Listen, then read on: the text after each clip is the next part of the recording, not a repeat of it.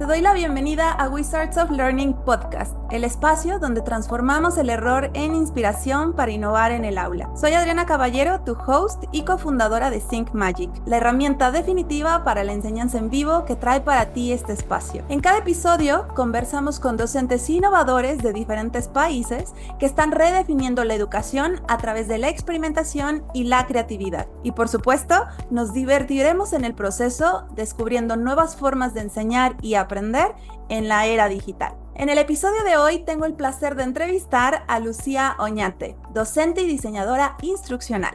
Hablaremos sobre el error de dar clases magistrales por videoconferencia, un tema sumamente relevante en la actualidad. Así que, sin más preámbulos, empecemos. Bienvenida, Lucía, gracias por acompañarnos. ¿Cómo estás? Hola Adriana, qué gusto, gracias por la invitación. Bueno, pues, ¿qué te parece si nos cuentas un poquito acerca de ti? Y sobre todo me gustaría conocer cómo llegaste a trabajar en la educación, sobre qué clases impartes o qué trabajos estás haciendo hoy en día sobre el enfoque del diseño instruccional.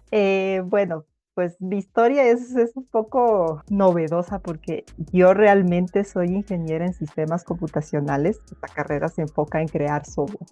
Pero claro, en su momento tuve profesores que daban las clases magistrales y pues la verdad no le encontré tanto el gusto al software y a crear software. Finalicé mi carrera, pero mi papá es profesor y por ahí me entró el gusto de la educación, ¿sí? Entonces, mi proyecto de grado de mi ingeniería pues fue enfocado a la educación, más que nada específicamente a lo que son las plataformas educativas.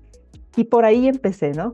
Luego, pues, mi carrera en la educación fue empezar a dar clases a niños de kinder, luego a niños de escuela, luego pasé al colegio, al bachillerato, y pues para finalizar entré al mundo del diseño instruccional en una universidad en Quito, Ecuador, en donde empecé con esto del diseño instruccional, ya aplicando en sí lo que es el diseño de cursos y demás, ¿no? Y luego pues entré ya al mundo de la docencia, pero sobre todo la docencia con personas adultas. Dejé ya todo este mundo de escuela, colegio, para entrar ya un poco más con los docentes que entraban a las universidades. Entonces, por ahí va un poco todo este recorrido de mi trayectoria en el mundo de la educación. Y claro, en medio de todo este recorrido, pues, para entender un poco más cómo ser educador, estudié en primera instancia una maestría en tecnologías aplicadas a la gestión y práctica docente, y luego ya, pues, en este mundo de la universitaria y de los docentes, pues estudié otra maestría ya más enfocada en la pedagogía y en la educación que pues me ha hecho abrir un mundo de posibilidades. A mí me encanta, Lucía, porque realmente creo que la mayoría de los que nos empezamos a especializar en educación tenemos un background totalmente distinto y variado, ¿no? En mi caso, por ejemplo, pues yo tuve una carrera artística y tengo también esta parte más como de diseño gráfico, ¿no? Y que de pronto descubres como muchas oportunidades y un mundo también muy, muy enriquecedor, creo, como de forma personal, ¿no? Todo lo que tiene que ver con educación. Entonces, bueno, a mí me encanta. Y en ese punto bueno, que además no lo siento tan alejado, o sea, aunque sea ingeniería, la realidad es que, por ejemplo, ya cuando empiezas a integrar las TIC en educación, pues, digo, seguramente ahí, pues, te apoya muchísimo tener esa formación, ¿no? Pues sí, o sea, si bien no programo, pero Exacto. sí me da la posibilidad de entender cómo funcionan los sistemas y cómo también integrarlos en la educación y más que nada indicarles a los docentes.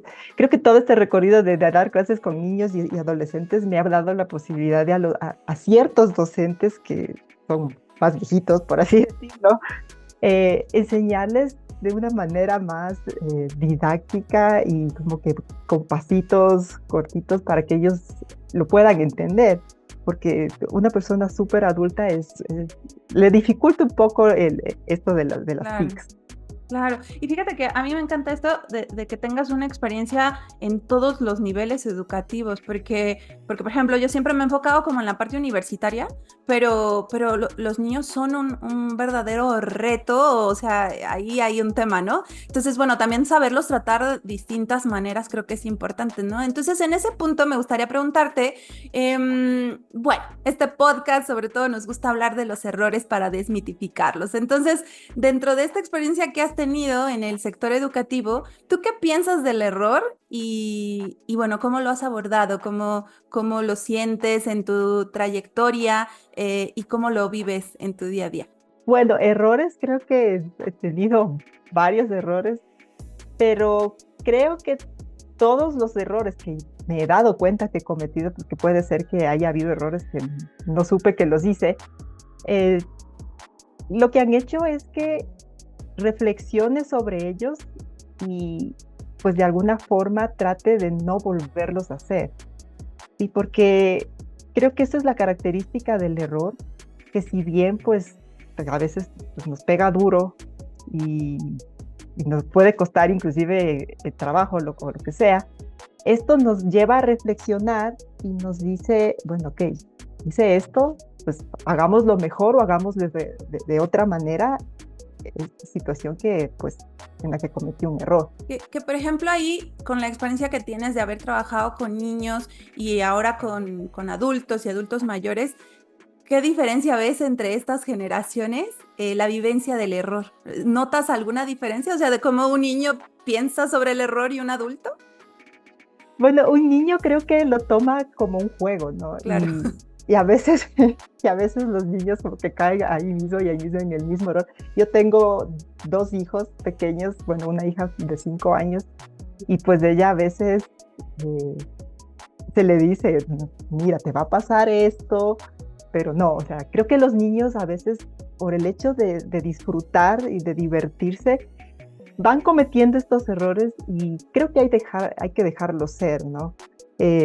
Dejar que cometan sus propios errores, no repetir los nuestros y que pues con estos errores ellos pues realicen sus propias experiencias y sus propias vivencias.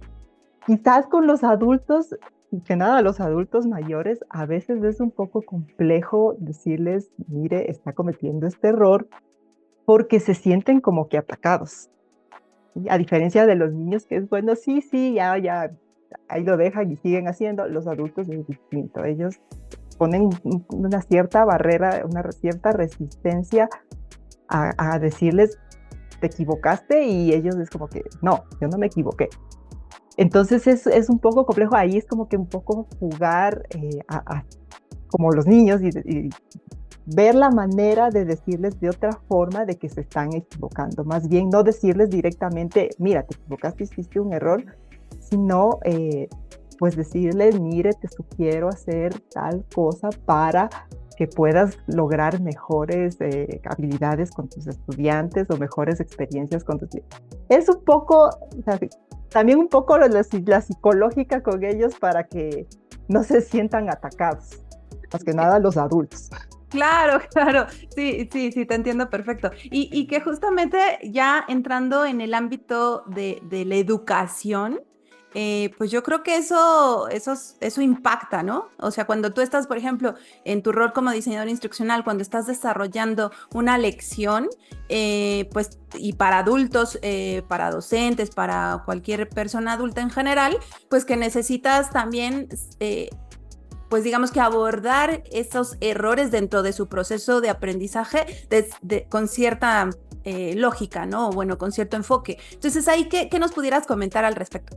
Bueno, lo que a mí me ha funcionado realmente es conversar con ellos, entender su contexto, entender qué es lo que ellos quieren brindar a sus estudiantes de conocimiento, y por ahí pues como ahora ya existen las tecnologías también, es irles dando un poco este chance de que vayan explorando las distintas tecnologías, decirles, mira, te puede funcionar esta herramienta para lo que estás haciendo y pruébala.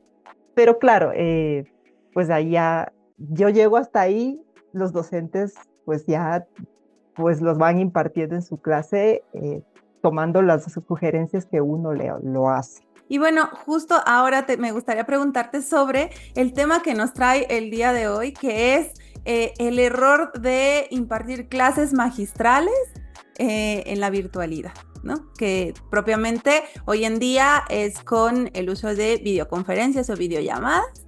Entonces, bueno, ahí, ¿qué nos puedes comentar en temas como de tu experiencia y esos errores que también has vivido, experimentado? Te cuento.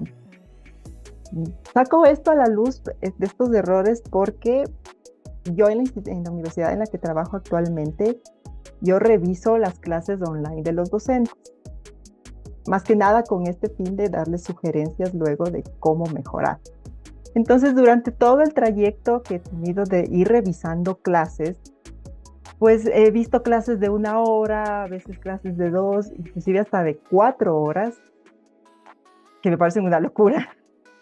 Pero en todas estas clases te diría que de 10 docentes, 3 utilizan algún medio para hacer interactiva la clase. El resto de docentes lo que hace es hablar y transmitir sus conocimientos con sus slides de miles de letras, con unos grafiquitos por ahí. Y claro, y no solo es el hecho de ver al docente que está habla, que por momentos les da 10 minutos de descanso y luego regresa a seguir con lo mismo, sino también es el hecho de ver a los estudiantes cuando prenden las cámaras, porque no muchas veces prenden las cámaras.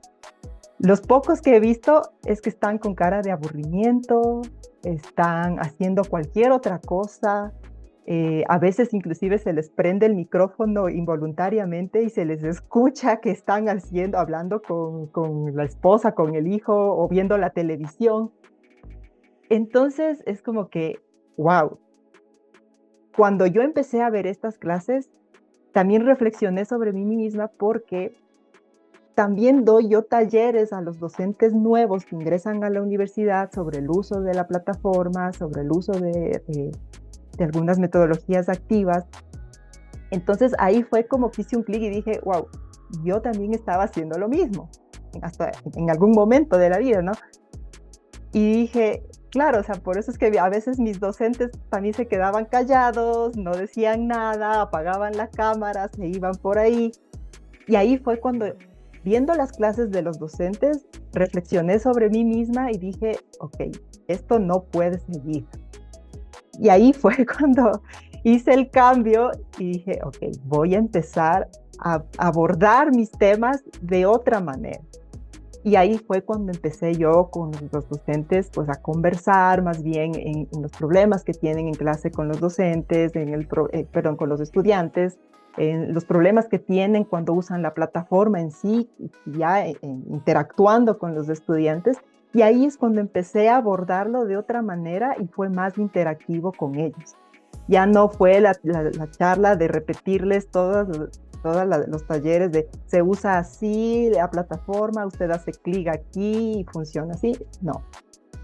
Di el cambio, ahí fue cuando generé también un curso MOOC sobre el uso de la plataforma, toda la parte conceptual, y ya en mis talleres me dediqué a hacerlo más dinámico. Creo que eso fue el error que yo cometía y que también actualmente los docentes siguen haciéndolo. Sí, no solo los adultos mayores, sino también los jóvenes en algunos casos. Lucía, ¿por qué crees que pasa en, digamos, replicar esta idea de la clase magistral? Bueno, en estos medios digitales, pero ¿por qué se perpetúa? Creo que eso está interesante, ¿no? Bueno, creo que puede ser por la formación que uno tuvo, ¿no? Como que nada, nuestras generaciones, y me incluyo yo, tuvimos docentes que nos daban charlas magistrales.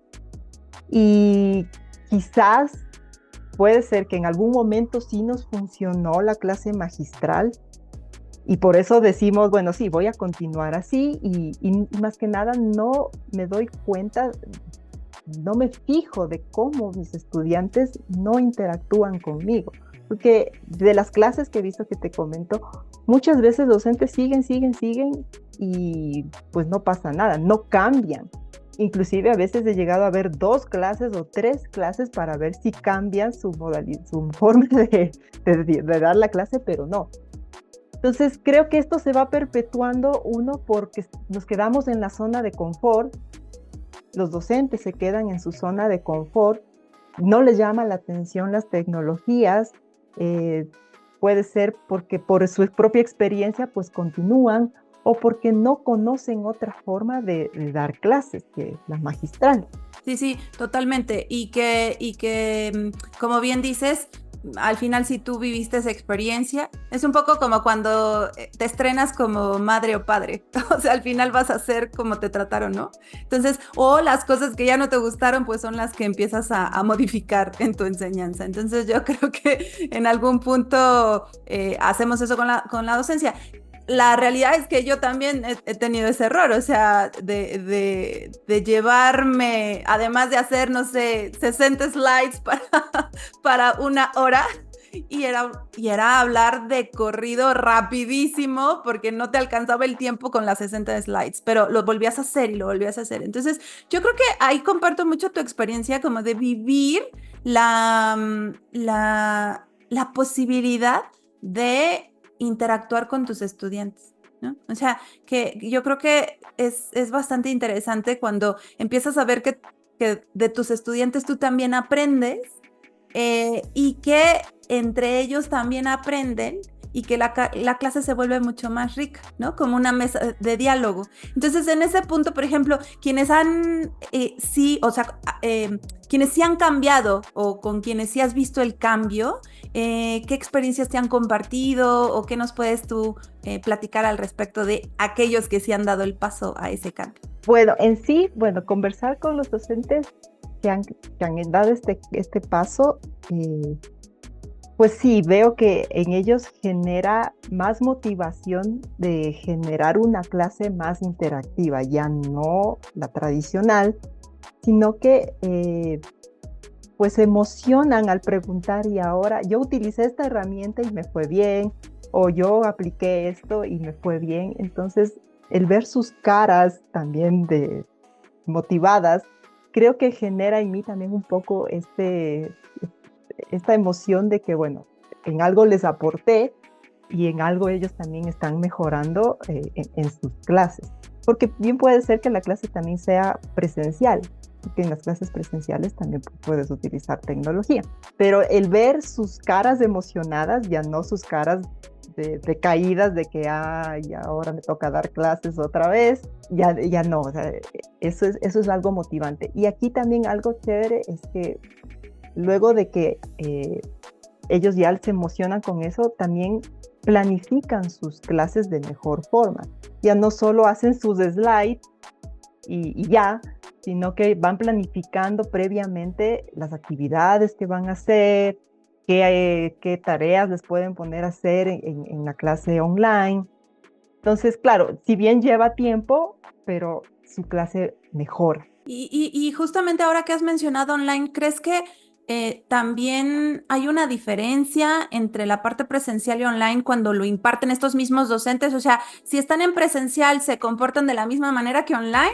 ¿O crees que son mucho más expositivos en online? No sé si me explico un poco con la pregunta. Sí, creo que llego a entenderte. O sea, si bien en online es un poco complicado ver las caras de todos los estudiantes, creo que sí cambia un poco la forma en cómo la dan, porque es tratar de llegar a todo este público que pues no lo tienes presencialmente, porque presencialmente lo puedes ver y ver su expresión de si se está durmiendo o no.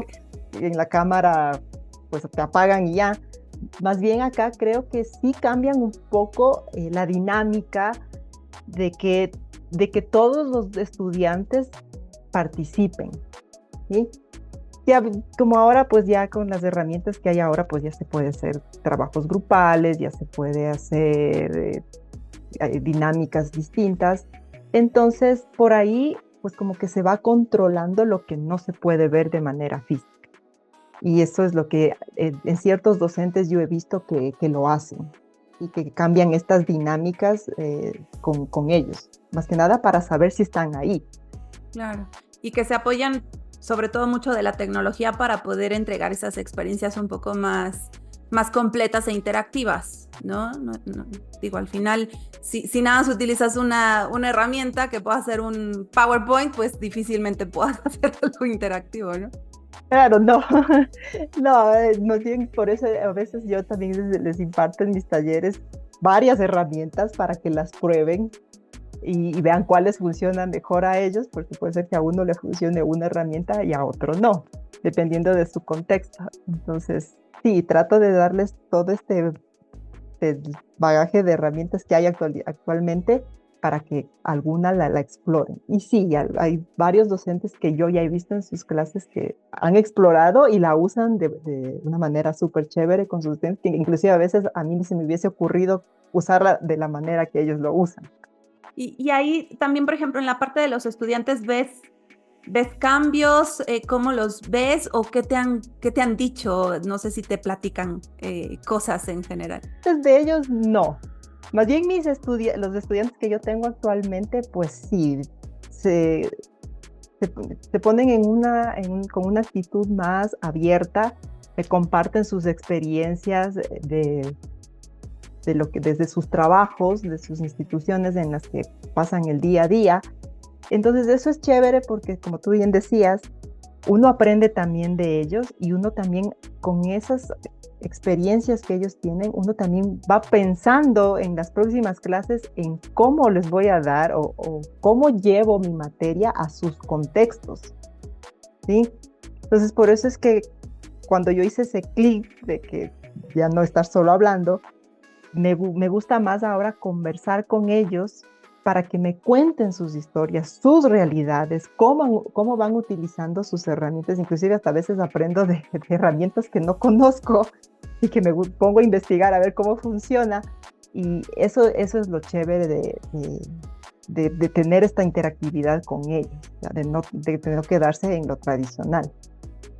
Sí, totalmente. Se aprende un montón y, como dices, se van abriendo. Quizás creo que el primer momento y lo que también te impulsa a hacer clases magistrales es que al principio siempre las personas están un poco reservadas. Entonces es ir haciendo como dinámicas y empujándolos también para que puedan ellos participar más y verás que en poco tiempo la gente empieza luego y después ya no los puedes parar, ¿no? Luego ya al revés necesitas controlar que no se pase por el tiempo, ¿no?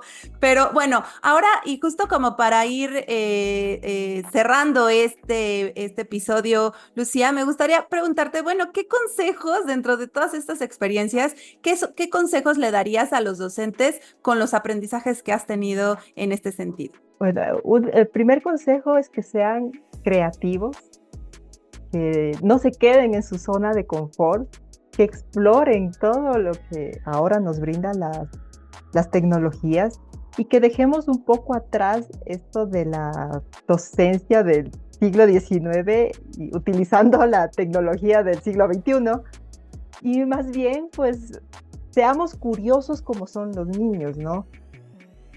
Aprendamos de las distintas tecnologías. A veces yo les sé decir, utilicen la tecnología con su familia para probar, a ver cómo funciona. Y luego sí, láncense con sus estudiantes. Ese es el consejo que yo les daría. Que prueben, que la herramienta que les llame la atención, la prueben. No se queden con el miedo de que, no funciona. Como por ejemplo la inteligencia artificial hoy en día, que pues muchos dicen, no, se van a copiar mis estudiantes todo de inteligencia artificial. No, más bien seamos creativos, salgamos de esa zona de confort y busquemos estrategias y maneras de utilizar la tecnología a nuestro favor. Sí, totalmente. Me encanta que dices haciendo lo viejo con lo nuevo, ¿no? Entonces creo que ese es el gran tema, que por más que tengas una inteligencia artificial, la verdad es una revolución tecnológica, seguimos con las mismas prácticas y yo creo que va por ahí, empujar el cambio y aprovecharlas realmente a nuestro favor, que es transformar las vidas de nuestros estudiantes, ¿no? Realmente lograr los aprendizajes, que es para lo que estamos. Entonces, bueno, para cerrar, Lucía, muchísimas gracias. ¿Algo más que quieras compartir con la audiencia que nos escucha? ¿Cómo pueden conectar contigo? Y en general, cualquier cosa que nos quieras comentar adicional para la comunidad. Bueno, pues me pueden encontrar en LinkedIn como Lucía Oñate Y pues ahí cualquier duda que tenga sobre diseño instruccional, sobre herramientas, sobre talleres, pues estoy ahí a la disposición de quien lo necesite. Muchísimas gracias, Lucía. Bueno, pues así llegamos al final de este episodio de Wizards of Learning Podcast, Errores que Inspiran, y yo espero que hayas disfrutado de esta conversación y sobre todo que te hayas inspirado a experimentar y aprender de los errores para mejorar tus clases en vivo. Y antes de despedirnos, si eres docente o facilitador y buscas una herramienta que te ayude a dinamizar tus clases en vivo para que sean mucho más interactivos y no magistrales, organizando todos tus recursos de clase en un mismo lugar con datos en tiempo real, te invito a que descubras la magia de Sync, creando tu cuenta gratis ahora en syncmagic.live. Y bueno, muchas gracias nuevamente por acompañarnos, y si te ha gustado este episodio, no olvides suscribirte, dejar una reseña, compartirlo con otros docentes innovadores y por supuesto unirte a la comunidad. Nos escuchamos en el próximo episodio de Wizards of Learning Podcast. Hasta la próxima. Muchas gracias, Lucía. Un gusto.